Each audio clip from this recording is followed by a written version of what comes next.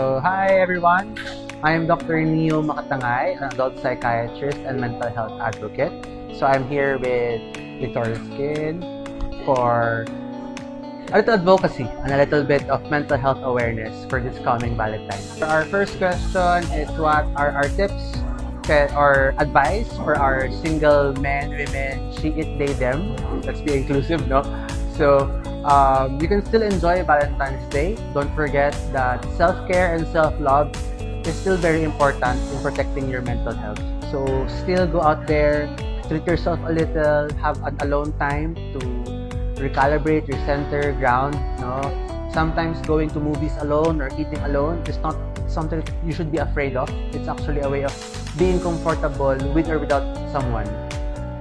Usually, my tip is when you are trying to build yourself for a relationship, you should be comfortable by yourself and with the feeling of with somebody else. Para if ever that relationships don't work out well, you are still complete and whole as a person. So celebrate your individuality, be proud of your accomplishments, of your assets, of your strengths, and your weaknesses. Because at the end of the day, you will always have yourself, and you should love yourself, as we always say. Alright, so in terms of difficulty with partners or relationships in general, first you always have to acknowledge that there's a problem. One of the healthiest ways to cope is to talk. I have these tips for couples during couples therapy of what we call active listening. So when you have a lot of thoughts, worries, fears, needing situations, needing reassurance, talking and active listening is very vital. Active listening is literally giving a floor to someone without the other person replying back. Just put all the words in there first.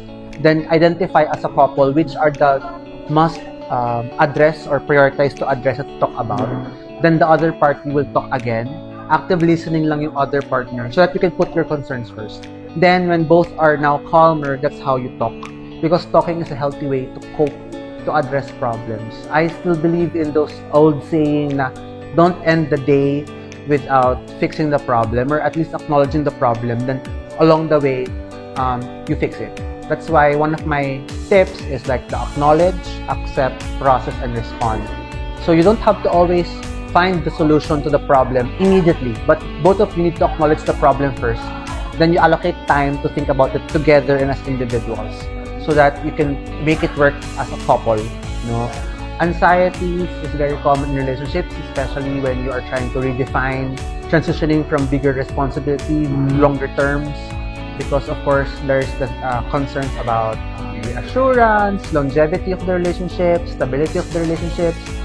Iba na kasi din yung mga honeymoon phase at the start, every year, every monthsary, every anniversary, and iba na din yung 5 years, 3 years, 10 years relationship na. The dynamics change. So you should always have a time to catch up with your partner as how you guys are evolving and growing as a couple, because your first year anniversary will always be different from your 10 years, 8 years, 3 years. So always have a check-up, parang kamustahan with your partner of where you are guys right now.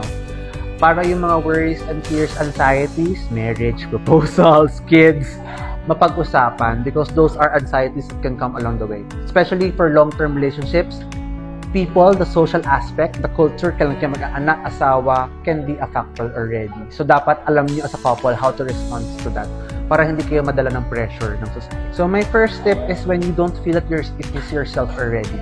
Kapag pakiramdam nyo na hindi na ikaw yan or your partner is shifting, parang lately your mood is being different, your optimism, your mindset about problems, even yung simpleng happiness mo when you're watching a K-pop group or like opening up a meme or a YouTube a video is different, you can already talk it out and then seek help. Sometimes the small changes is already the spark or the matchstick to a bigger problem. So that's we can talk it out. Usually, as partners, you know each other more. So you know that when your partner is drifting from that person you knew before, those already are good opportunities to screen, to get in touch with each other, and to seek professional help. So in terms of professional help, therapy can be individual, 1:1, or it can also be a couples therapy. So sometimes you just need to need a mediator kasi sometimes when you have full of emotions and feelings, parang nagkakabayasan or parang there's a tendency to like feel attacked. So a mediator can also be a good thing. So see your therapist or any forms. Some religions have like mentors, pastors that you can also